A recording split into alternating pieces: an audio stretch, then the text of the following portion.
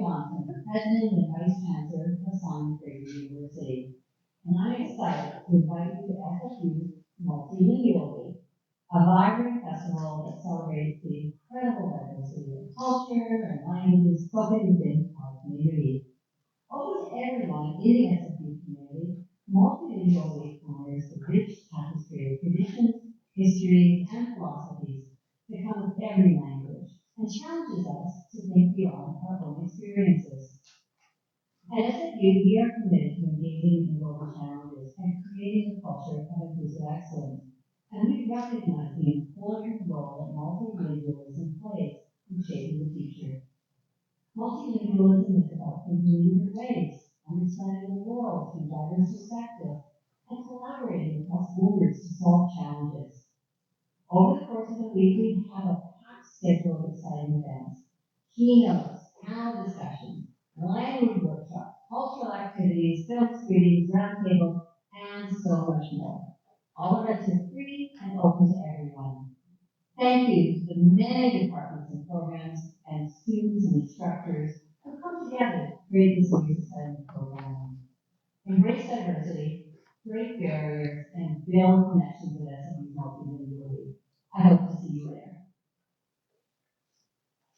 Good afternoon, everyone. It is my great honor to welcome you to today's research keynote panel of Multilingual Week 2025. Bridging Border, the role of multilingualism in research. My name is Jia Fei. I'm the interim chair of the Department of World Languages and Literature. Before we begin, I would like to take a moment to acknowledge the land on which we gather today. Simon Fraser University respectfully acknowledges the unceded traditional territories of the Coastal Salish peoples, including the Tsleil-Waututh, Coquitlam, Squamish, and Musqueam nations, on which SFU Burnaby is located. It is our commitment and responsibility in improving relationships between nations and to improving our own understanding of local indigenous people and their culture. It is my great pleasure to welcome you here as we embark on a week dedicated to the celebration of linguistic diversity, cross-cultural interaction, and the power of multilingualism to bring us together. I hope the conversations and dialogues will inspire one another in our shared commitment to fostering understanding across cultures and communities. Please take a moment to scan the QR code to view the complete list of the various exciting events of this week across the university. We look forward to seeing you there. Next, I would like to express my gratitude to all the guest speakers tonight for generously contributing their time and wisdom to today's event. I will now pass the floor to our esteemed event moderator, Dr. Steve Monroy, the Associate Dean, Research International, to introduce our guest speaker and lead us through the rest of the event. Thank you. Hi, everybody. Bonjour à tout le monde. I'm Steve Mongrain. I was acknowledged that I was born on the vast territory of the Atikamekw in Quebec. Now we'll move on with the panel. I will introduce the panel first, and we'll go on with the question. First, I would like to introduce Patricia Zanella, who is a postdoctorate fellow at University of Oregon State that specializes on research on celebrating indigenous language reclamation and examining how it shaped contemporary indigenous literature. Then there's my colleague as another associate dean responsible for undergrad. There's Melek Ortabasi, who also is a professor in the World Lit department, specializing in modern Japanese and German literature and in popular cultures. After that, there is Rendanir Kaur, another member of the World Lit department, who's teaching Punjabi language and doing research on community engaged qualitative research. And finally, one of my colleagues, I'm in the economics department, so one of my colleagues in the economic department, Brian Kraut, who's working on economics of education, including classroom peer effect and language interventions. So please, a round of applause. Okay, so the first question will be like a kind of a background question. enabling people to introduce what their area of research. It will be either how does your multi-language or linguistic upbringing has affected the way that you approach research, or how your research is impacting or relating to multi-languages. So we'll start. Hi everyone. I hope the microphone is still working. Perfect. Thank you also so much, Arlen, for organizing this and for being such a fabulous communicator. I'm really honored to be here on Canadian speaking territories. I'm originally from Switzerland. So Switzerland is a country with 4 official languages. I speak 3 of those 4. So multilingualism has been a really big part of my life. Forever. I come from a bilingual canton in a multilingual country, and I've always been intrigued by how languages shape our quotidian lives and how linguistic hierarchies, especially, shape them. And this is also what my research in many ways is about. I did my PhD in English literature on indigenous languages, and my current project looks at the really exciting rise and presence of indigenous languages in public spaces, in film, in literature, in all kinds of different ways, and how this also challenges not only linguistic hierarchies, but broader hierarchies of settler colonialism and white supremacy. Hi, you have my name, which is often sort of introduction in that no one really knows where my name comes from, which is a marker of my cultural and really to many people in most places that I go. And you could say that my career and I kind of found each other in the sense that, like you, I was raised multilingually, bilingually, really. Even though it's not the language, not in the language that my name is from.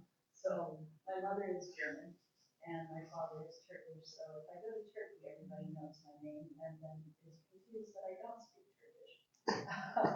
Or, besides food words and some curse words, that's the extent of my Turkish.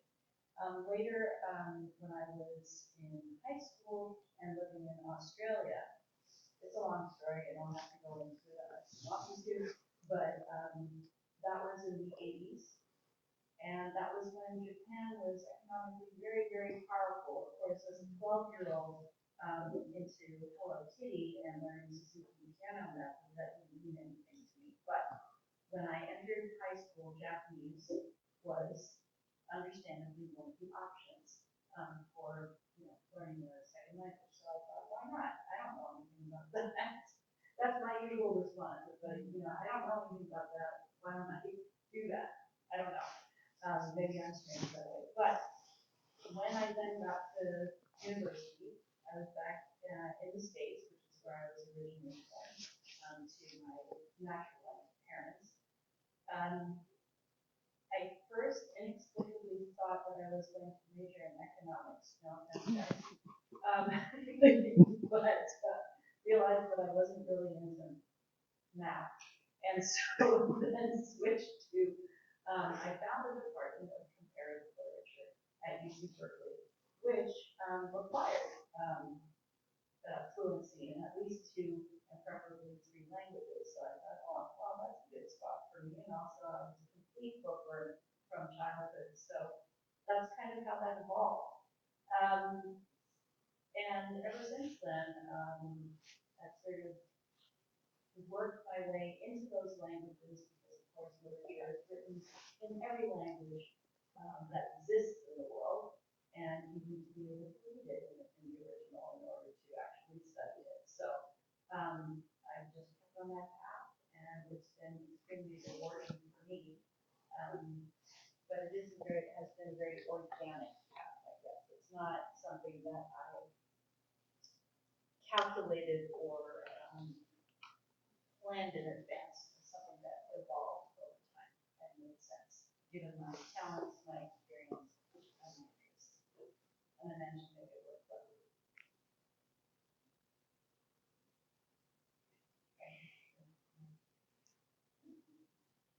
Hi everyone, my name is Melek Ortabasi. I'm a Punjabi language instructor at Panelists University. So this is one of my work. I also am a researcher based at UGC. I do organization and transplant research. The way these two worlds kind of bridge is based on, as everybody shared, their personal experiences growing up. So I grew up in India, and there we had to learn three languages. Those were part of our grade 12. So we learned English, Hindi, and Punjabi. Depending on place where you are living, English is the language of instruction, but you can learn other languages, the local languages. So I learned Hindi and Punjabi, which were compulsory languages. So until grade 10, I didn't have a choice to drop any of those. But I continued to learn Punjabi in grade 11 and 12, and when I went to university and I started, getting training in anthropology, I started using Punjabi also as a medium of communication, with my research participants as I, became a researcher. So that was also something that I thought that this is the way of doing things. But when I moved to Canada, I learned that most of the research here is in context of how it's done in English, and that leaves out a lot of people who speak, English fluently, who may be a little, like feel that maybe I'm not the suitable person to, participate in this research because I'm not that fluent. Maybe other people are more fluent. So then I also decided that I should use my language skills in research as well. And as part of our research project, I began to reach out to Punjabi speaking schools primarily. And we have been doing data collection and I've been doing translation work of that data, from Punjabi to English. That has given us a lot of great insights into what our participants experience in context of organisms during transplant. And we have been able to really delve into really new themes such as gender. For example, a lot of our participants, they don't share their experiences in context of gender roles, gender identity when we conduct interviews in English. But when we do that, like same thing in Punjabi language, we have been able to really delve deep into those cultural nuances, linguistic nuances, and how they share their experiences. So this is like broadly my experience of multilingualism.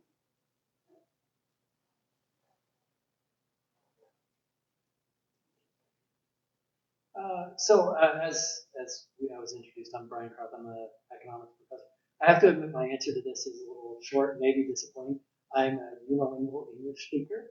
I have high school Spanish, so I'm about at the level of Melek, Turkish, can curse and order dinner.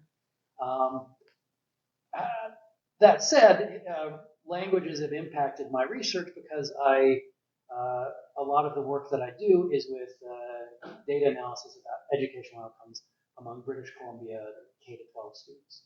And of course, British Columbia is a very multilingual place. And so, for example, we've done some work with surveys, which if you want to do a proper survey of British Columbia parents, you need to have it translated into Punjabi and Chinese and maybe a few other languages, though that's all we can afford. I've also done some research into the impact of classmate language in British Columbia classrooms, the effect of that on academic outcomes. The good news is it's not too bad. Classmate language is way less important than whether the classmates are learning in school. So if your classmates are learning, you're probably learning. And then we've also done some stuff, and I think this, when we think about language, something that's closely related is the issue of dialect. And so one of the things we find with kids is that they will often speak a dialect that is different from standard English that is taught in school. And in some cases in the education system, we don't always appreciate that. And British Columbia is actually the leading light in this, that they have actually for many years provided some degree of service in what's called English as a second dialect. And in the context of BC, this is primarily what's sometimes called First Nations English. So there are variations in how some First Nations could speak and phrase things and vocabulary that we want kids to be able to switch to standard English when the situation calls for it, like at a workplace, and when taking tests and doing some kind of academic work. But that needs to be done in a context that is not, you're doing this wrong. It's a context of, there are many different ways to speak English. This is one of them. This is a thing that actually BC has done a lot of this, and some of the research that I've done has been about measuring the impacts of that on how the students are doing, and actually surprisingly effective. So that's. Well, I have my own.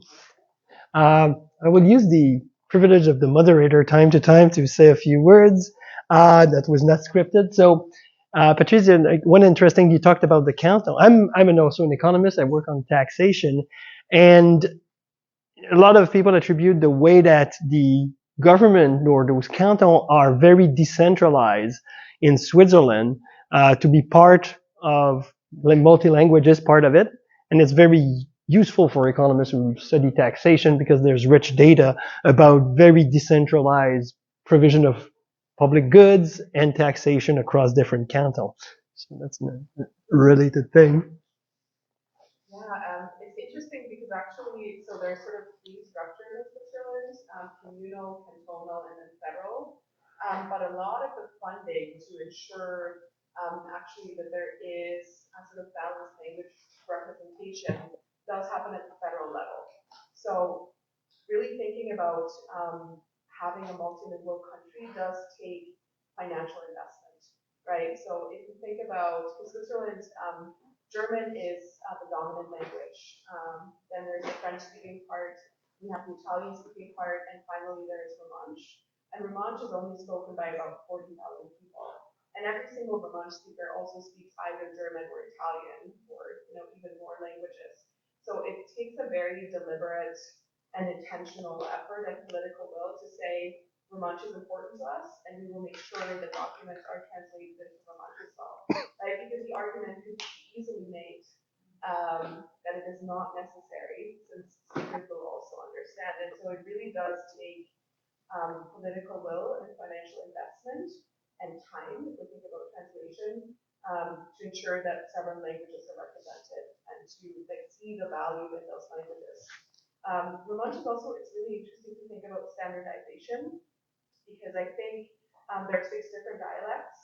And so the school system at one point came up with like, oh, this is too complicated. We're going to create a 7th language, a standardized language. But it hasn't really caught on. So now, except for in school, so now basically there's 7 languages. Yeah. So are there 4 official languages? There are 4 official languages. Mm-hmm. When you say 7, dialects of Romansh.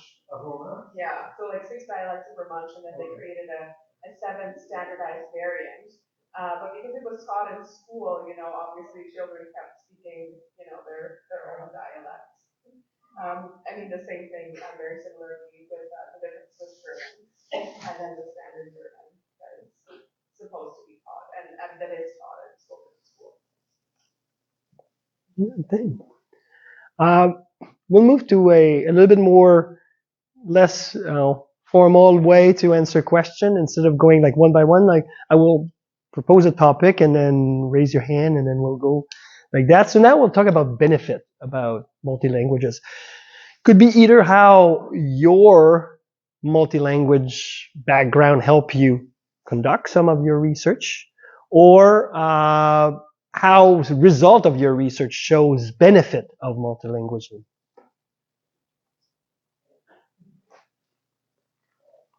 I think it's interesting that the question is couched in terms of benefit. for my research, it's absolutely imperative. It's not an option, right? It's interesting because I have had, not members of the public, but colleagues at the university and other universities ask me whether I speak Japanese, or they don't ask me about German, strangely, but there are reasons for that, right? But they ask me if I speak Japanese when I say that I research Japanese literature, and I mean, well, obviously, right? Obviously, I do. So it's not an afterthought. It's not a side benefit. It is absolutely key to the work that I do. It's kind of interesting that one of my colleagues in comparative literature once described the field as a second floor with no stairway. So the field of comparative literature, which requires fluency in multiple languages to work in multiple languages and literatures. But there are stairways, several, right? And those are through learning language, right? So you get your training as a literary scholar, but you also have to have the training in the language, right? And those two things go together. It is not a benefit, it is a requirement, right? So I think that's something that everyone here would say the same thing, right? It's not, I can talk about benefit in a minute, but it is a requirement of our research because not everything is in English, period. The benefits to that are that I really get into the weeds of the material in a way that I never would be able to. One very small example, I know in World Lit, in the undergraduate program, we teach in English. We teach in English translation. But whenever I teach classes in World Lit, I always make it clear that we are reading in translation and that there are ways to read translations in a way that get us a little bit closer to the original. But here's one thing that is limiting when you read translations only. Not just the fact that they're not the original text, but that only certain texts from certain languages are translated, right? Not everything from Japanese literature has been translated into English. So the question I most often get is like, have you read Haruki Murakami? I'm like, yeah, because that guy is the one who's been translated and is probably the most famous. But there are at least, 30, 40 other authors active right now who are well known in Japan and who haven't been translated, right? So you're only getting a sliver of the experience. So that's a benefit. But for research, it's absolutely key.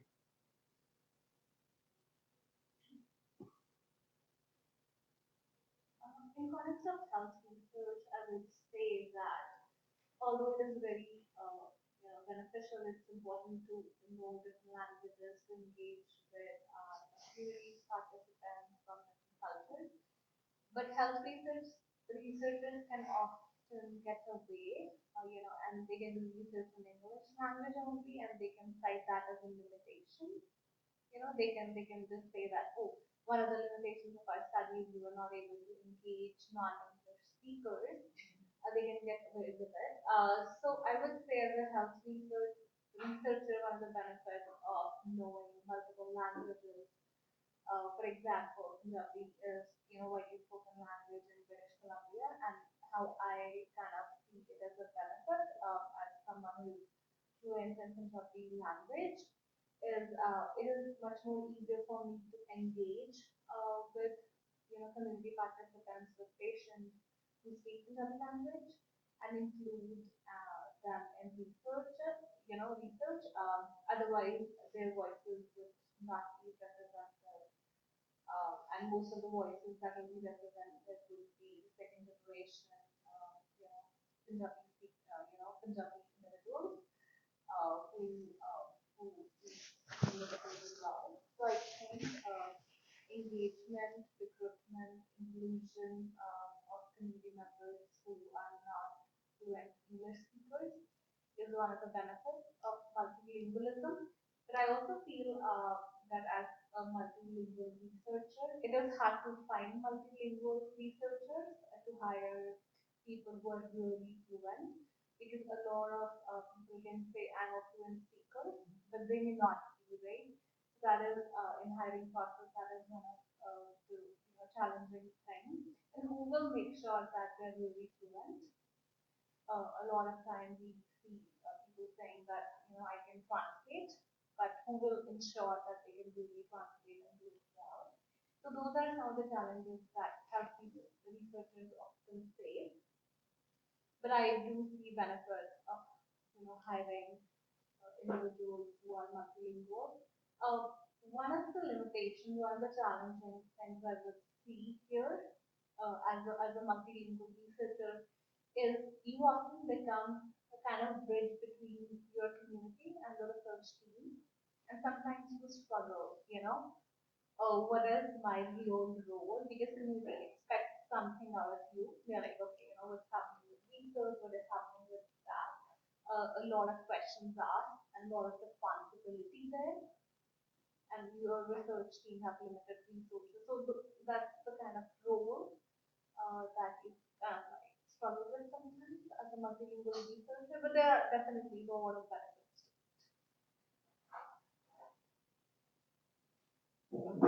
I'll give an example of the costs of not having languages. Ratinder sort of mentioned one in some sense. Translation is at best an imperfect substitute. Having consultants or team members who are specializing in the language is an imperfect substitute. So I mentioned earlier that we did a survey of our parents in BC, and we had translation, Punjabi. But as non-Punjabi speakers, we are reliant on our translator to do a good job. Of course, people now use a lot of Google Translate and things like that, and maybe that's good enough. But in our case, right, when you ask a survey in your first language, you have to be really careful to phrase things very carefully, or else you will get surprising answers because people have misunderstood the question. And we had a case where there was one question that it was clear from the answers from all the Punjabi-speaking families that something got lost in the translation. We essentially had to throw that question out for that subpopulation of families, which in BC is 7% maybe, 5 or 7%, depending on how you count it, that speak Punjabi. So that's a lot to lose.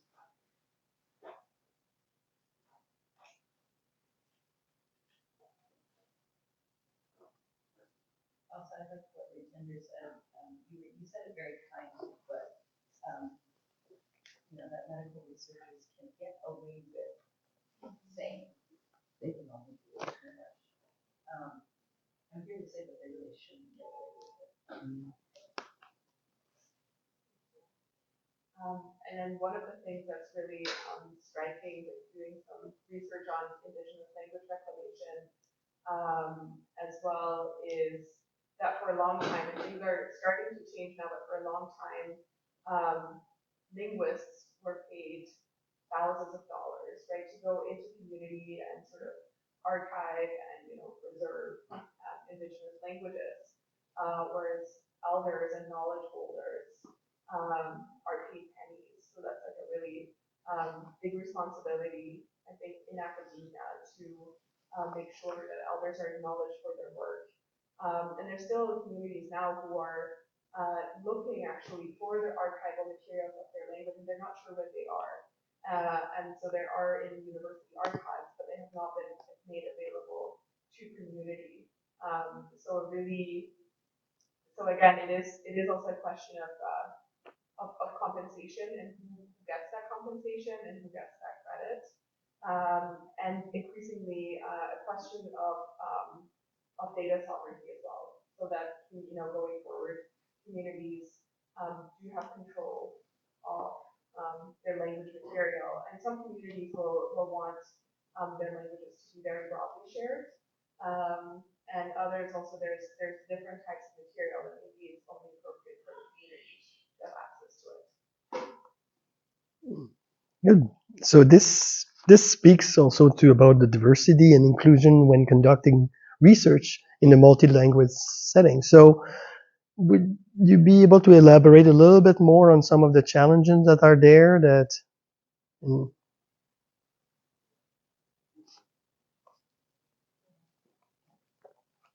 think in a way, this applies to me the least, simply because I do historical research and it's all text-based, right? So I don't have the issue that you do where community members are saying, so, like holding you accountable sort of thing.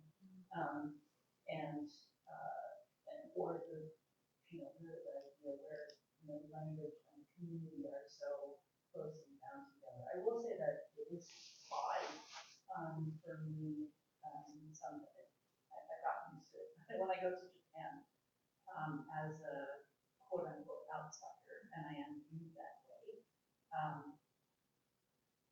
there is, at a certain level, there is a certain level of proficiency in Japanese. You are still an outsider, but I have always had, very respectful relations and friends in the research community. It is interesting, in comparison with other communities, certainly, and probably a function of time as well, that I'm not a GI who came into Japan right after the war on the GI Bill to learn Japanese. I'm not that guy, right? I'm, somebody who was drawn into it when Japan was trying to get international interest in Japan, and was actively promoting it. Wasn't really ready for it, but tried to promote it. And so I think my experience is quite different from those of you who are working on sort of contemporary problems in the community, right? So the community that I deal with is the international community of literature scholars and specifically Japanese literature scholars, both North American, Europe, and Japan.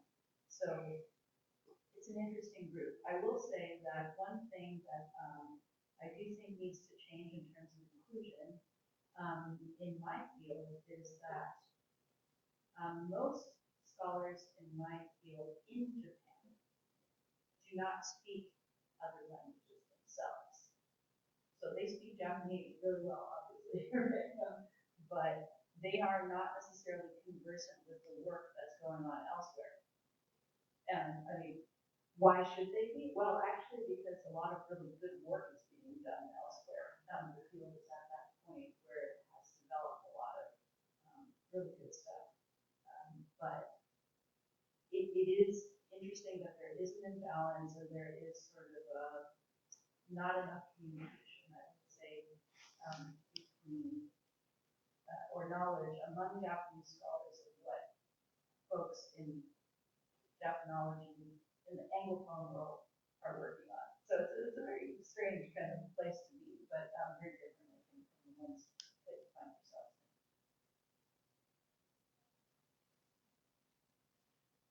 Some of the challenges of multilingual research, I would say, is, one is like, how do you hire a multilingual researcher if you are someone who is not multilingual researcher themselves, you are a principal investigator of the project, and you think, I'm doing a community-based study, or I'm doing a project that requires somebody, who's of certain ethnicity, speaks the local language. So how do you hire those individuals? So interestingly, when I first came to Canada in late 2019, I got my first job in 2020.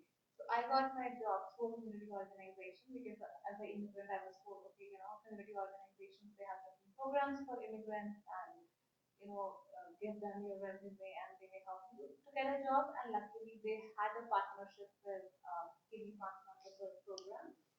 So that's how I got my first job through a community organization, because that research team actually partners with a community organization for hiring a researcher, who's conducting speaking. So I think that approach was really useful, and it also gave me an opportunity. And I say do research Because one of the important things that I have learned about hiring multiple researchers is that people who are really fluent, they don't really get those opportunities because, like, everybody tells you, you are not Canadian, you are very new to the country, you don't have, adequate experience in Canadian stuff, how will you do research? So I think I really got lucky that way, that kind of community partnership. So hiring is an important thing that I feel a lot of principal investigators they need to kind of think about if they want to engage in multilingual research. And second thing is, although you have decided that, like my research is going to have people who are not English speakers, they speak multiple languages, or they speak Punjabi, for example, how do you recruit people? That also has been a challenge in house research. So those are like some of the challenges that I feel are there. And also, I feel once a researcher decides that they want to dive into this area of multilingual research, they also need to understand that it will take more time and it will take more resources. So they have to be mindful. It is not, a project that is like $2,000. It takes a lot of money. And how will they ensure that quality of the research is really good? So in our research, although I'm a fluent speaker, reader and writer in Punjabi language, we also have community and patient partners who are also, fluent in the language. So one, someone like me or another person who is translation or they make sense of something, we do consult with patient and community partners who will kind of vouch for, okay, this is correct. So we want to make sure that somebody else has seen it and getting the advice is also really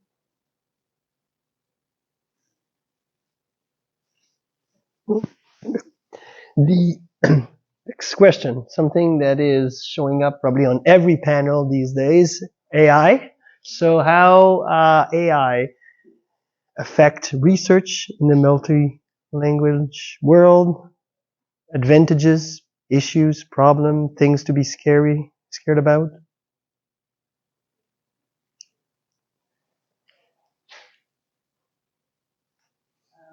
I'm not gonna lie, when I get a 3-page long administrative email in Japanese, I run that sucker through default. So I don't have to, spend the time. Because my reading skills are fine, but it takes me a while, right? And if it were an English email, I could scan it in under a minute, right? So, but if I know from the subject line or who's sending it to me, that it's just an admin email, especially when I moved to Japan, like a couple of years ago, I was working in a Japanese university. I'm like, okay, I don't think this is important, but just in case, I'll throw it in people. The other thing is writing email, certainly. I already kind of know, I'm not coming to it cold, right? I kind of know how to phrase my English in such a way that it will give me the mostly correct result in people, and then I just check it before I send it out.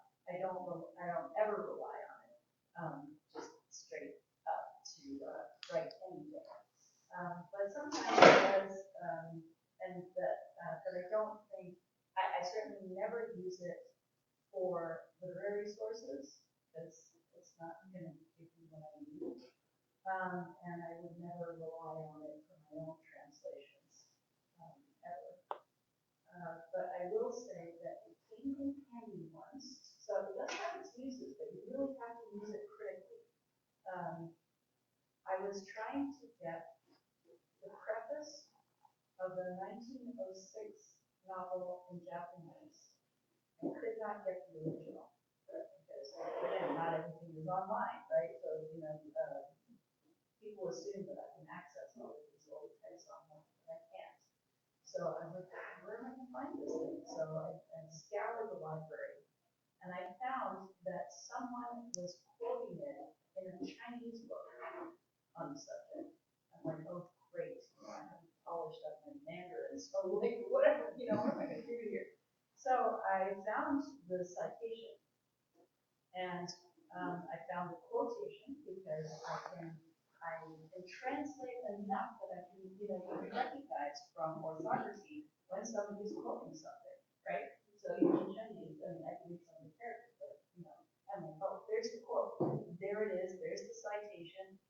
Threw that into DeepL because I wanted to find out one specific thing and whether this author was talking about it moving forward. And sure enough, it was a direct translation of it, and I found the information I needed to know. Now, to cite it in an article, though, I am not going to cite a crappy Google translation of a Chinese translation of a Japanese preface, that I found somewhere. I went and tracked it down eventually, right? But it's kind of like when you start writing and you need some inspiration, you Google stuff. It's sort of at that same level. You don't want to rely on it. It's another tool, but it is not a tool that will give you professional results used uncritically. So I would say that's how I use it, and I would caution anyone who relies on it to heavily. And it certainly works better with some languages than with others.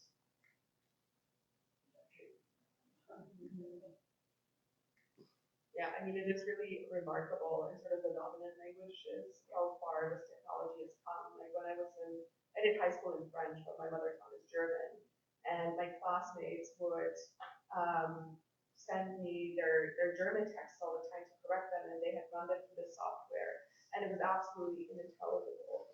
And I asked them to actually just give me the French, and I would translate it because, and nowadays that is so different. I think when it comes to indigenous languages, personally, I really see a lot of challenges, mostly because of this question of data sovereignty. And to the question you asked before, one of the things I wanted to mention is really one of the most important factors in engaging with indigenous language communities is sort of time and building those relationships of trust and really, trying to have very ethical engagements. And, AI it's sort of the opposite, right? That you can have this sort of immediate access. And there are some promising, I think there are indigenous communities who are using AI in very promising ways, but I think it's very different if it's coming from those communities. For instance, there is, I think, a 22-year-old Anishinaabe artist who has created these Anishinaabe language bots. And I haven't seen, there's a Cree one too, yeah. And so the idea would be that actually those can be carried on just young children's and teenagers' shoulders, and that they have someone just to speak in the language with, which I find incredibly fascinating. I'd love to know more about also who does the voice and the pronunciation for it. But there have been very worrisome examples of AI. For instance, on Amazon, there's a number of Anishinaabe-Moan Ojibwe language resources that have become available, and they're all AI generated, and they are full of mistakes, so they are inaccurate, and it's incredibly unethical because the sources are not listed. They're mistakes, and it's also not credited. Whereas language communities are, it's incredible how most indigenous elders and language speakers will talk with great humility about their knowledge of the language and be very specific about which terms are used in which communities, where they have learned certain things from elders. And that kind of carefulness and contextualization, I feel, is really, can get really lost with AI.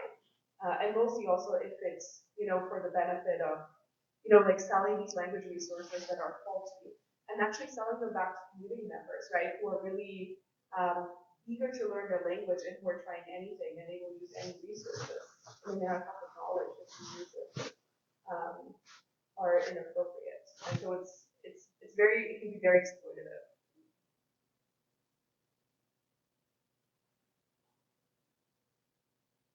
I'll speak about conjunctive language translation and use of AI. So I personally don't rely on AI for my translation research work because I don't think AI understands that Punjabi is a general language, and you have to be very careful about whose voice are you presenting. So it's very biased. Although, like, I really love to, like, try what ChatGPT or Google Translate do if I get something. So if I don't tell them that this is a female voice or this is a male saying something, they don't understand. So AI translate everything in male character voice, so it doesn't understand that it is gender. So it excludes the women right away. So I come across a lot of materials that have been translated using AI where some students try it or somebody sends me, oh, you are a language instructor, like, can you look at a consent form? It is like really important for us. Somebody, recently sent me a consent form and they are saying, we don't understand why somebody women don't sign up for this screening. And that was like really important form that they have been using for years. And they think Punjabi women are not taking, this screening up. And there was not a single correct word in that consent form. And I really circled everything. Like, don't think about like what was like the sense of that whole thing, but I just marked every incorrect word, and everything was incorrect, and I circled it back and then scanned it and then sent it to them as an example of what what they have to do. So I think anything that's AI generated is at least in Punjabi language is incorrect. It doesn't understand the differences between formal and informal use of language. So in Punjabi language, if somebody is older than me, I respect that person. I will speak about them in a certain way, but AI thinks that, oh, this is not one person, this is more than one person. So it doesn't really understand that I'm trying to like say something more formally. So those are like some of the basic problems with any kind of translation in Punjabi language using AI. And you can really look at translation and like know that this is AI generated and not a human kind of word. So I think those problems like really exist. I mean, I think one of the things that all these answers have in common is that the fundamental values of academic research are in very strong conflict with the fundamental characteristics of LLMs and right. I mean, when you learn to be a researcher, what are the things that are drilled into you? Everything you say must be true and it must be supported with evidence. Everything that you use of somebody else's must be given credit, must be cited. Those are sort of the most important academic values, and AI does, and carefulness, and that you should respect your subject. AI just doesn't do that. Everything is close enough, and we're going to take all this fire hose of information and direct it in some direction without citing, without compensating, without listening to our sources. And that's going to be a thing we're going to be dealing with forever. It's such a, while fundamentally opposed to our values as researchers, it's just too damn useful not to use. And so we're going to have to be careful with all of it.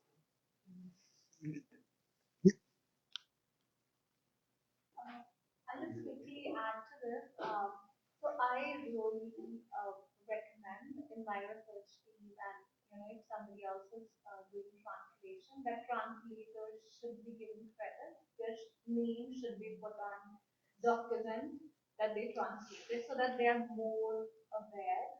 That if this is not something that they have done and really got paid and never get credit for. So I really think any students that work with me, myself, anybody, I think we should also take certain responsibility of our translation work, and our names should be put on, the translated version, so that we are always careful that this has to be something that is actually done.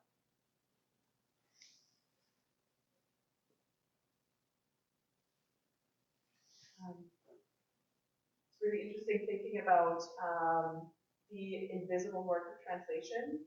And Mary Jane Logan McCullum, who is an indigenous historian, has written about sort of the indigenous women and their labor in the early 20th century to the maybe 1960s.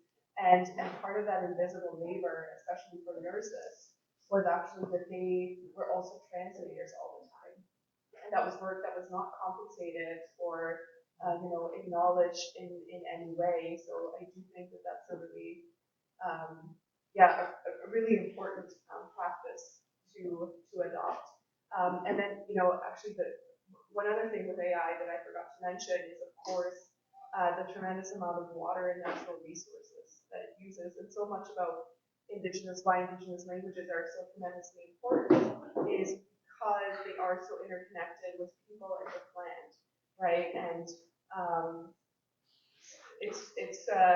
there's certainly some tension then, to use AI when so much about indigenous language reclamation is also about reconnecting and maintaining ties with the lands, the waters, and the other inhuman beings. Yeah, and this is true in the publishing world as well, right? So everyone, I think the wedge has already been driven into, I know that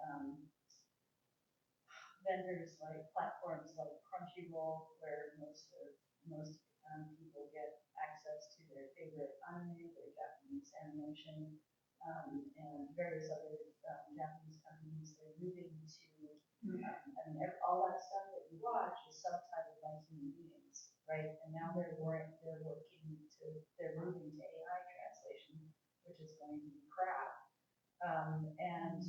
But it's just the same thing that's been happening in the publishing world for a very long time, not with AI, but with not credible translators, right?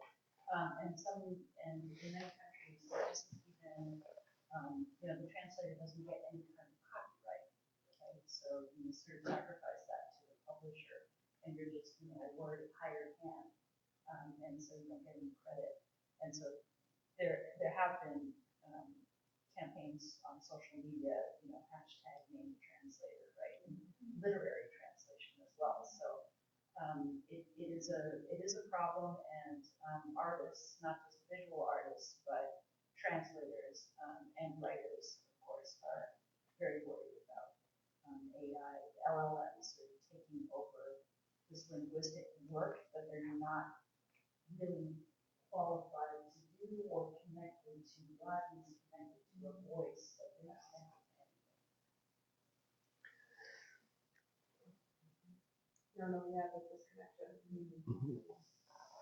So we'll start with now like having a more open conversation with the public. So we'll welcome questions. You can be directed to any subset of the panelists. Yeah, thank you very much for these enlightening presentations. And it occurs to me that looking through a lot of these comments, especially toward the end there, is the implicit question of, well, what's the use of learning, for example, the 7 languages of Romansh, or the 7 dialects. And it occurs to me that just as in biodiversity, it's very, very useful to have the DNA sequences of a great variety of plants and animals for the sake of medicine or what have you. But I don't think we've made an argument very strongly for why linguistic diversity as such is essential to humanity, just as biodiversity is. And one of the things that also occurs when we're talking about AI and how it kind of homogenizes everything into a kind of the same general way of looking at the world, and of course that points to the fact that a language, and this was especially in your comment about the AI and how it just misses the fact, the fact of the respect that you would have toward an elder. That a language is a framing of reality, and But one can assume that at some point in the future, just as Google Translate has made incredible bounds in the past 20 years in translation, that sooner or later they might end up doing that. They might end up coming up with a real fine version of Punjabi. But what occurs to me though, and I'm kind of working my way toward a question, is that because language is a framing of reality, I have noticed, even on this project right here, I was asked to do the Arabic for, what's the slogan then? No, there are three lines. It was, one of them was breaking barriers. And, I said, have such legend, and I thought to myself, that just doesn't work in Arabic. It does not. I went to my wife, and who was a native speaker, I said, what do you think of that?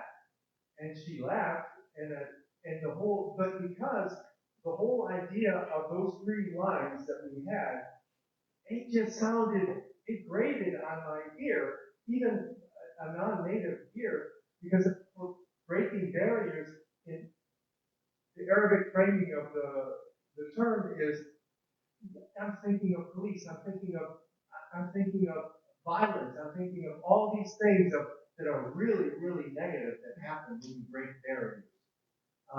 So my point here is that we have a framing of reality that we do in any kind of translation situation, even one as innocent as this, and we are, and yet, I guess my question is, how is it that we can promote, just as the biologists do, the kind of the value of the different framings of reality that comes not only with just the linguistic code, because we can assume that at some point they'll get that, but the whole thing, but the whole framing of reality, which is precious. We live in an English saturated world to a great extent, and that means a diluting of diversity. How can we make that case? I can't think of how to make the case of, it's valuable just to know how to understand the world in this other language culture. And it seems to me that would be the case that has to be made at some point. I, of course, have all the answers, no. And I really don't. But I mean, we all know the story of Apple, and that we've been cursed, so to speak, as human beings to speak many different languages. And that's the story. That we will never all speak the same language, right? And so the framing of the story is negative. And so I think we could say that the biologists are in a similar line, and with the whole cloning.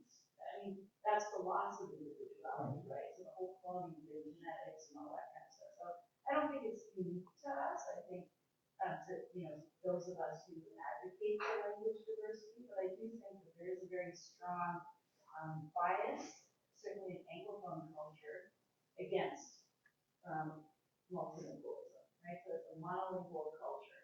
I don't think this is the case everywhere, right? You grew up in a place where it's normal for people to speak three languages. It's true within people in Europe as well, other places. But we are dealing definitely with a powerful language, English, a world language that is sort of intent on colonizing other languages, right?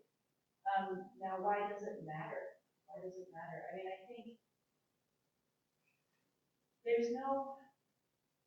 we've seen south of the border that there's no arguing with right-wingers on the benefits of diversity for diversity's sake.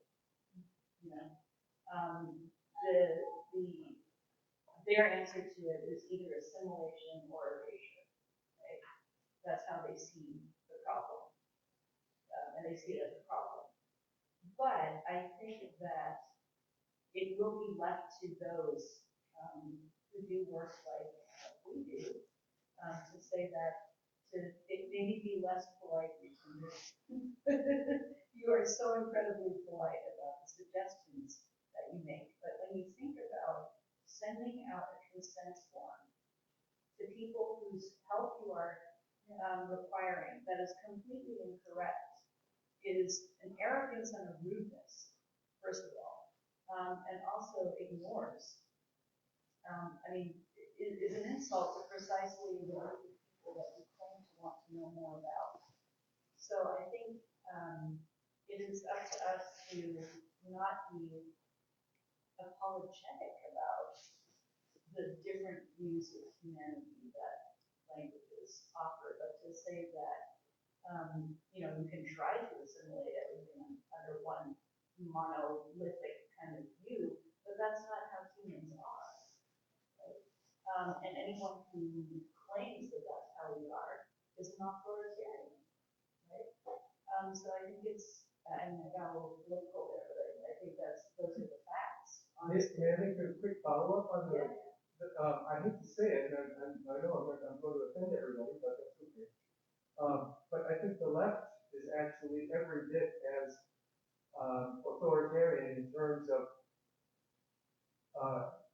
linguistic and cultural imperialism. In other words, from the era of human rights to the era of EEI to the era of non-sexist language to the era of all of the respect that we have to, all of the different ways we have to police our language. All of this, and correct me if I'm wrong, even in languages that are gendered. Well, can't you find a way to kind of get around that gendering? I know they do it in Arabic, they do it in German, and it all comes from the West. It all comes from North America. And so I get it with the right, but I would say the kind of quasi-social engineering that we want to bring to make the world a better place is also every bit as imperializing. I think it is in the sense that Anglophone activists are not aware of how their opinions about language contain such ideas, right? And I do think that I agree with you on that point, that I do struggle with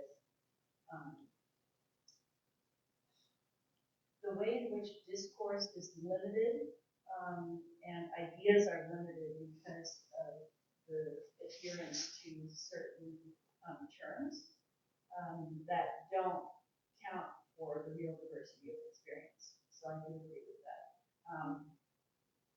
But I think that, I won't both sides this because it's not the same. But I do think that having a multilingual or international, or at least international outlook, a truly international outlook, would clarify some of these issues. And I think that's unfortunately what the Anglophone world is not in a position to do.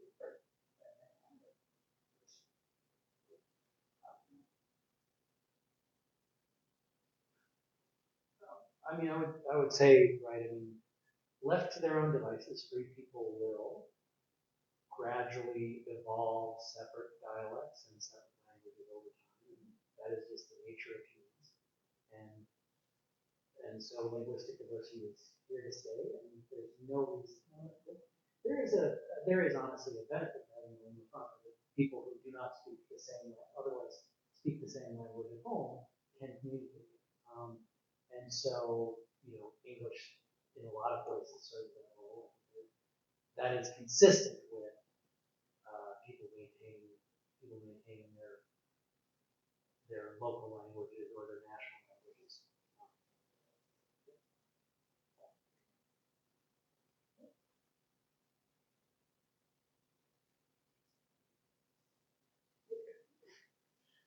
See, among time and care, I think we're really, practicing what we're preaching here.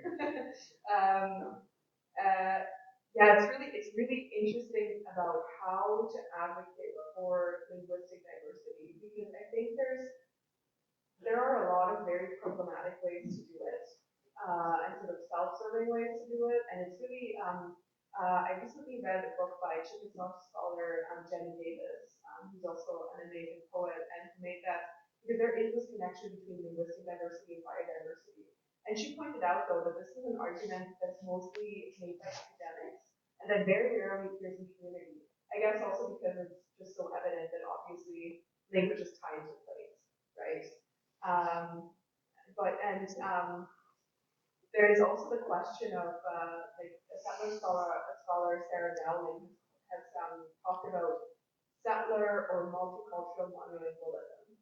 So where there's an increasing, diversity, sort of there's different languages appearing, but they sort of just serve this exoticizing or foreignizing, like, we can check the box. There are several languages. And the question is also, for whose benefit is this? So for instance, the cross-valid metaphor, yeah. And I think, for instance, when it comes to indigenous language reclamation, I think it is incredibly important for everyone. But I think also, like, first and foremost, it's really something that is important for indigenous communities. And it doesn't have to have a benefit for settlers and for non-indigenous people, right? And I think that's sometimes also, like, it's kind of a difficult sell, right? Because we always want everything to have this sort of, a tangible benefit. We obviously it does, right? Because I think when you value language, you value people, and you say, your worldview matters, right? And it does. And thriving indigenous communities are essential to the thriving of everyone else, right? But also, if you think about, currently I'm in Oregon, and I speak and interact and I operate in English. But English is a language that has only been spoken in that place for 175 years.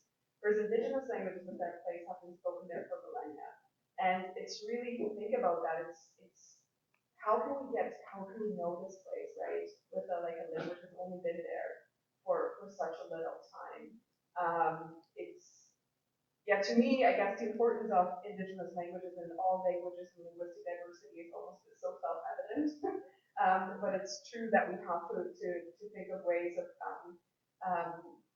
like how to advertise that. It's also the translation example you gave is very interesting, because that's another conversation that's being had in communities, because so many elders and first speakers, and there are very few of them, and some communities even none, are being tasked with doing all this translation work of translating government documents from English into indigenous languages, rather than actually doing the opposite, right? Which is starting from indigenous stories and their stories and translating that into English, or right, making that more accessible to their broader communities. And so also thinking about in which direction does translation happen, and I think multilingualism in some ways it's a really tough sell, because actually it's very uncomfortable. When you learn a new language, you feel really stupid and you make mistakes all the time. And I think part of valuing linguistic diversity is like actually being comfortable not understanding things, right? And saying like, oh no, like, and I'm happy to be in spaces where I don't speak that language and still think that's important. Yeah, I said in the panel last night, you just have to learn a new language. You just have to let go of the embarrassment. It's fine. It's fine. And really, most people are very kind. Sometimes they're not, but I think the thing that always drove me was, oh, I just really want to know. And everything else was sort of secondary. But I think the what you said about land and language, I think I've always had a very, I really appreciate it. I think it's an important way to center the language and the value of language, particularly for indigenous communities. But when you're dealing with transnational languages, it's a whole different game, right? Or it's a whole different way of being. And I think that is another thing that people should remember in the whole multicultural That's what I call it, in the healthy scheme of things. In a way, when I think of myself, because I know myself the best, and my being in language or my being in several languages, I've always been told by critical theory, by post-colonial theory, that I should be uncomfortable there. Right? You know what? I'm just fine. I'm fine. I don't have a community in that way, right? I don't have a community in that way, but I do have community languages that I speak and that I think in and that I learn.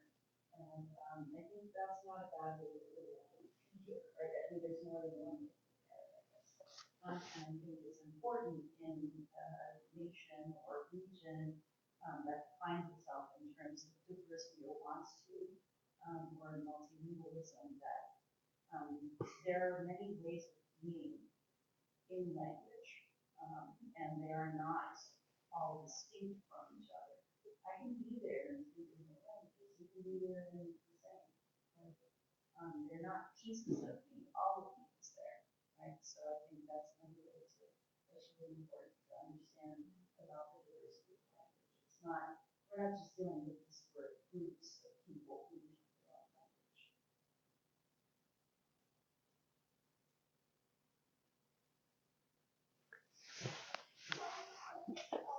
A little bit nervous, but my question is kind of added to what everyone has kind of said is for linguistic diversity, how can you guys build up a next generation? And I think you were just saying, especially in medical research, how even though they say you can translate, but they're actually their proficiency level isn't high enough. I was wondering how can you have a well-versed or have a middle ground and I guess putting that in the education system, especially as you said with indigenous languages, how some of them are losing language, for example, or even more popular languages like Punjabi or Chinese. How can we integrate those into the education system? That maybe instead of just having French immersion, that we can have Punjabi immersion, or maybe losing indigenous language, that we can have that as an immersion, and I guess build up the next generation that's more multiverse and well versed, so we can build a stronger connection. I don't know. Yeah. So I can give you an example of what I do in my health research. So currently I'm doing my second PhD at UBC in India. So there is a program where if you're a PhD or postdoc, you can train undergrad students in research. So it's called REX program at UBC. So every year I apply as a volunteer mentor for that program, and I mostly center my projects around this kind of training for young translators who are interested in health research. So every year I get 4 to 5 students, primarily in Punjabi, but also in other languages as well. And I link them to right people who can train them. So we always do some translation work, and there is a community or a patient partner who can look through that work and get feedback. So I'm trying to do that.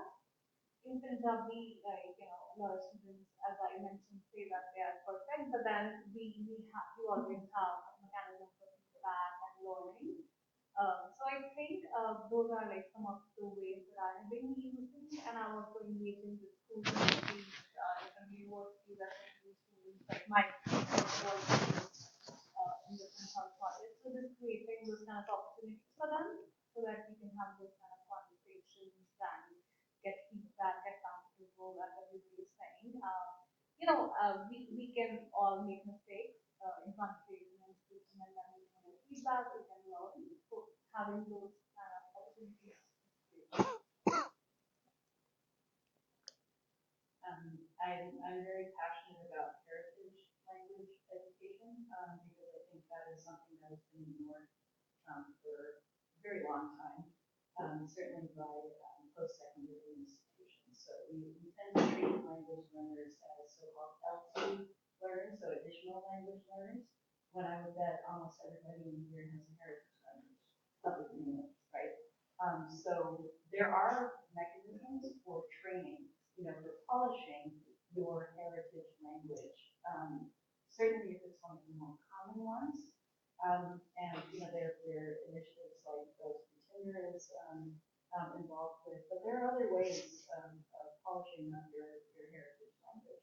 If I wanted to build up my Turkish, I'd have to probably go over to BBC, but I'm sure there are ways of doing that if I had time to do it. I think that's one of the things that our department dealt more deeply into. So if you think about that distinction, right, between inherited language and L2 learning. I also, in my current role as associate dean, I've been working a lot with the Indigenous Languages Program, which is in the linguistics department, and does Indigenous language teaching in communities, right? And I know that many communities, what they are working towards is precisely what you said, immersion, right?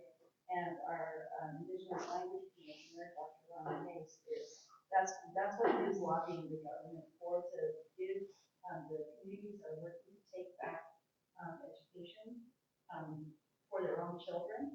And despite, these obstacles of losing, like first language speakers, elders, they're trying to get, I know that Squamish Nation, for example, is trying to work to get a number of, sort of a quorum of speakers up to a proficient level and trained as teachers so that they can build themselves a K through 12 immersion. So the work is being done, but it is quite difficult and it is needs money. Yeah, thank you for mentioning immersion. It's really interesting. I think there are a lot of different approaches that are being taken by communities to revitalize their languages. And really the one that shows most promise and that has had the best effect is immersion. There's nothing like immersion for learning a language. And so basically also, sort of conversation-based and story-based language learning. And I think it's really interesting, right? Because like thinking about sort of transnational languages, but also indigenous languages, there's sort of a similar circumstances in some ways in the case that you need to create those language environments, right? You can't just fly to a country and you will be automatically immersed, or turn on the radio, turn on the TV. So those are spaces that need to be very deliberately created, but they have incredible effects. Another dynamic though in those spaces in terms of indigenous languages, where you have indigenous and non-indigenous speakers, is there needs to be a great deal of trauma-informed education. I have a lot of friends who are teaching the language from actually all the way from kindergarten, the early grades, and then also later. And there's a very persistent story of actually the indigenous language learners who are trying to relearn their own languages struggle more. And it's really one of the great ironies, right, of the damages that settler colonialism has done. And it's been done that actually the very people whose name, who are relearning their own languages struggle more as an effect of sort of an intergenerational trauma and shame surrounding language learning. So that's a really big factor in creating also classrooms where non-indigenous learners need to step back even more, right? And then there's this really troubling, I actually find that I always find it so fascinating in Canada. There's all these ways in which really the residential school system has ended, but it keeps happening in other ways. So for instance, if you read Tanya Talaga's Seven Fallen Feathers, that talks about 7 youth who passed away in Thunder Bay. And those were all youth that were removed from their communities because in order to attend high school, they had to move to the city. And there's all of these, we're investing so much energy, and indigenous communities are investing so much energy in relearning their languages. And then there's so many communities, especially in the north, who actually do speak their languages. But where are the jobs for those youth who actually, who actually grow up with the language, right? Like, where are the jobs for, like for instance, as translators, as transcribers? Because there are a lot of very proficient speakers, so there need to be more opportunities created as well for those who already have the language.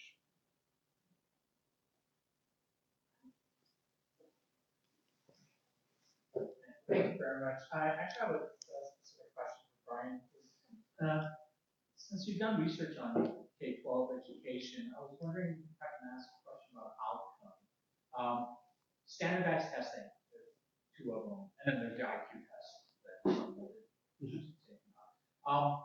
Have you studied the results of these with sort of a view to, how do I want to say this? There's a difference between when the students, for example, answer something wrong, if they understand the language or the question, or do they not comprehend and know how to solve the problem itself.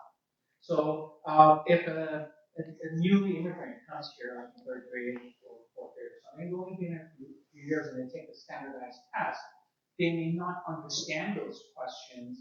They have the ability to solve it, the problem solving ability, cognitive ability, but they don't have the linguistic skills to do that. So I was wondering if you guys have come across that, sort of thought about it, or is there a way to sort of filter through that, compare like the first test to the second test to see if their understanding of the language is improved, which translates into like an increase in like their score compared to native speakers, for example, or something like that. So, I mean, I know one of the things that you do tend to see is you tend to see mean reversion in these kind of things, right? If you a kid that scores low on the grade 4 test is generally going to see an improvement in the grade 7 test, and the student that scores high in the grade 7 test is generally going to see a decline. Sorry, scored high in the grade 4 test is going to see a decline. I have not seen that tied to language specifically, but clearly, right? I mean, knowledge of the language of instruction is similar to knowledge of how to calculate the area of a triangle in some sense. In that, of course, we expect it to develop over time, and of course, we expect it to be. It is part of what is being tested, right? I mean, one of the topics in what the FSA that you're thinking about, right, has 3 components: reading, numeracy, and writing. And 2 of those are language skills, and they're English language skills. And so it is definitely the case that speakers of a non-English home language do tend to see bigger gains from grade 4 to grade 7. They tend to do worse in both, but they tend to see bigger improvements. Yeah. I mean, and IQ test, have you done any? No. I mean, for the most part, economists very rarely look at IQ tests just because they don't tend to get provided in the system itself. And achievement tests like the FSA are not just about raw brain power. They're about measuring whether you can accomplish specific tasks. And when economists think about skills and human capital and workforce skills, we think about, can you accomplish tasks, not what is your raw brain power.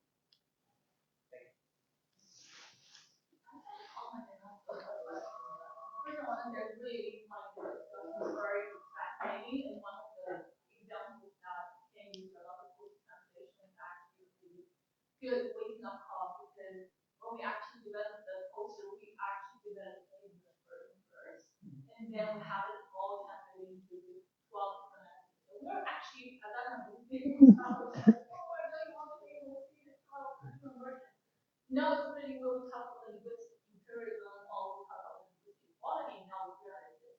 To truly honor the language or actually respect them, it is really develop that culture in that language first, and we have it translated later. So we don't have to use that language to match what the English context, right? Like each language itself will be have a unique way to conceptualize the world. So we actually the next part we can do the next year probably. My other question actually in relation to what you mentioned earlier about also how can we encourage our next generation or young people to be more valuable multilingual is there's a concept in civilization called WASH, which refers to where the high stake assessment in a course of something will create impact on how students will value and they will enhance their skills in that aspect. So So my question is like, do you see like, I know like when you teach as well, classroom, or your research team, or your white candidate, for example, for publishing, for young scholars, do you see there's opportunity to reevaluate their academic competence or research competence? Not so much in single English. There are more ways to make actually honor their competence. You know, different variables.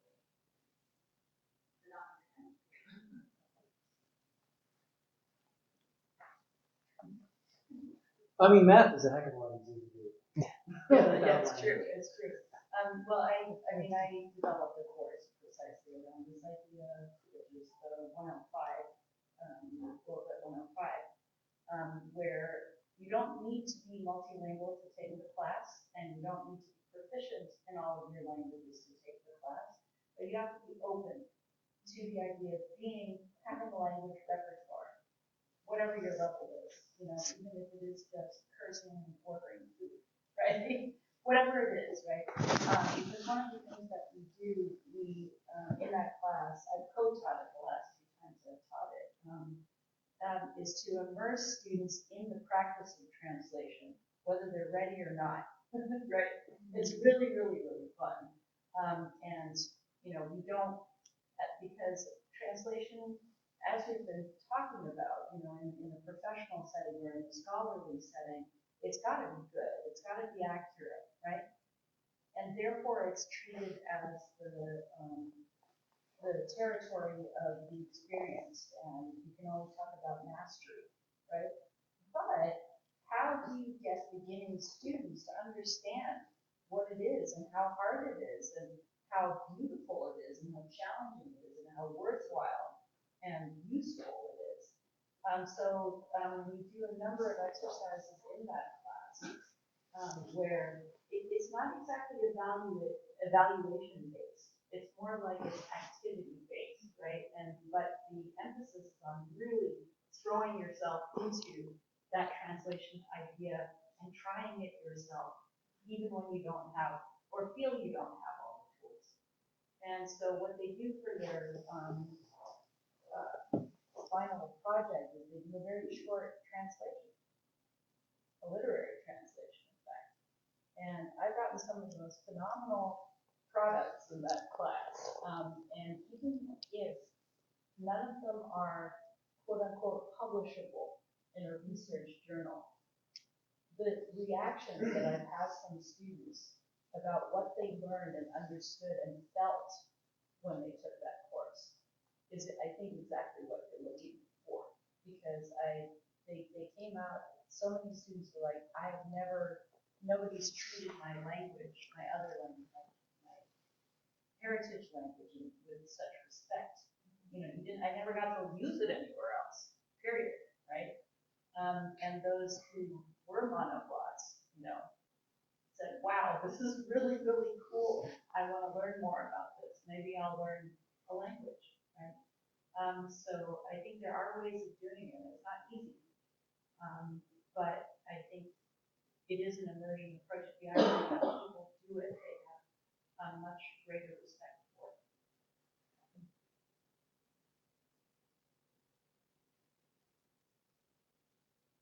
Yeah, I really like what you said about you don't have to be proficient, but you have to be open.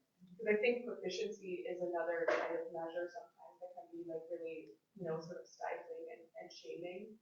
And it's really interesting actually, like just speaking from personal experience, when I travel and I go to a country where I obviously speak the language very badly, people will appreciate it even more when I try, right?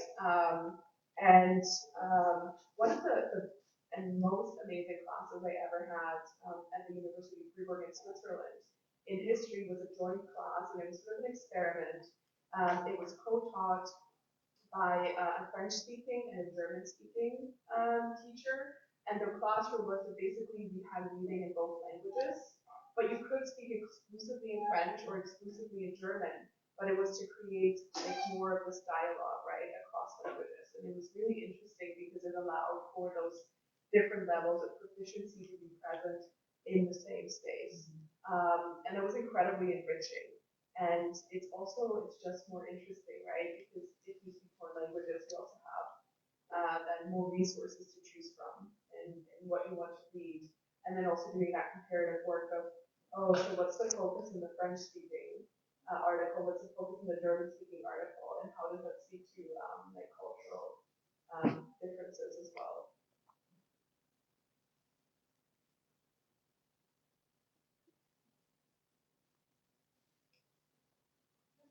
Thinking of the presentation, my question is mostly about linguistic equity when it comes to research. And that portion I feel is in a way lagging behind when it comes to ensuring that the research meets that standard, especially when it's funded research. I do think that there's little, if any, work done from research funds to fill in some of the knowledge gaps in terms of language changes. And I'm thinking of the example that you gave earlier about the body of work that is being produced in the world on Japanese literature that the Japanese population is unable to consume because of that language barrier. Whose responsibility is it, right? I'm assuming it's the researchers' responsibility in a way, given that they, and that does not only apply to your example, obviously it applies to sociology research and historic research as well. So I'm a researcher, I do field work in a, that's not me, I'm just giving an example. I do field work in a, I don't know, a remote area, and then I make use of the resources there, and then I do my research, I get promoted, and I'm doing okay, but there's a knowledge gap there that keeps on accumulating. And yeah, I'm just wondering where that ethical portion comes to play in research grants. Well, I know. Well, in my field, in humanities, like we have no money, we're the cheapest dates ever. Not by choice, but we are. So the other, but there are other things that you can do that in my field. Social scientists and scientists, I don't know what their excuse is. So they have a lot more money than we do, and they should be doing better. But because English is so dominant, there's a famous 3% number that this has been bandied about probably for over 10 years now, that only 3% of books published in the US, it's sort of the biggest publishing market in English, are translations. Only 3%. So the equity is not there. Just so you know, it's not there. Because there's no money for it. Publishers need to make money. And the market is not open to translation. It's very difficult to get a translated work published. As far as the research world, the one thing that I've been saying for years, and I think should be taken seriously, so with them, is that translation work should count towards tenure. It is not formally. If you go to top research institutes, universities, and I argued with David Damrosch about this. I'm like, well, waiting for you to do that, David, at Harvard, waiting, hasn't done it, as far as I know.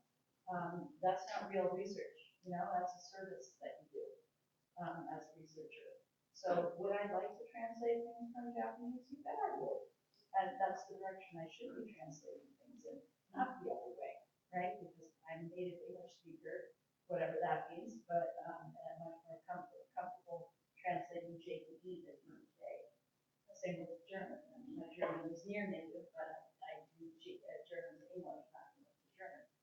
But because there is such a resistance to it in the publishing market and structurally in academia to doing it, it's very hard to work to create more equity, right? And I mean, it's not even about equity, it's just about resources even, if none of this stuff is available, and if there's no communication going on, then the discourse is not enriched the way it should be. Right? I'm not saying everybody in Japan should learn English, right? But it's also a lot to say to researchers, oh, you also need to get your book translated into Japanese, or you need to translate books from Japanese into English, because there's very little support for that. So I guess my one suggestion would be to seriously take translation seriously as a research publication.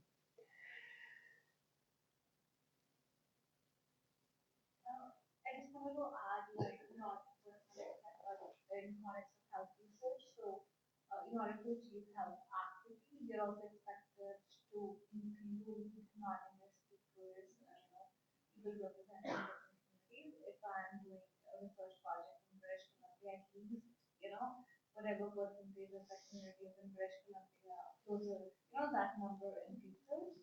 So I think that is something that we always get kind of feedback on if we don't do that. So I think it's getting better for sure. Maybe a few last comments. The center of gravity in my field is entirely in the United States. I think the top 20 departments, 18 of them in the United States. All of the journals, all of the major journals are published in English. I wish it were different, but it's not. Well, Brian, the one thing though that I have seen, and I'll put that in your ear and in Steve's ear as economists, because I recognize that. One of the things that you can do to promote equity in, sort of overwhelmingly, publishing landscape that's just overwhelmingly English, is to support scholars whose, first language is not English to publish in those, right? But to sort of offer active, to write into the, into the style guide or into the submission guide a statement or a commitment, right, to valuing the contribution, the research contribution, rather than dismissing, people whose English isn't up to par for the, for the publishing world. Because I think that is one really big barrier that I've not experienced personally, right, but have heard from colleagues.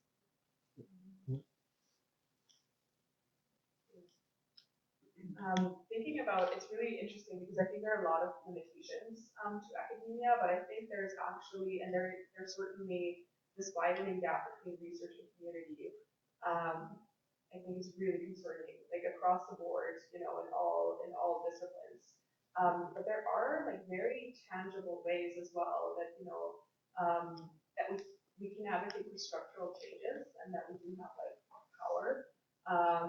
And like it goes from like very simple things like validating parking for elders, just to make academia more accessible, and to also for others, for instance, a lot of Indigenous PhDs, in order to get their degree, they have to fulfill the foreign language requirements. So they have to, learn another language rather than actually invest the time into, relearning their own languages. And those would be, those are changes that we can make and that we can advocate for. Yeah.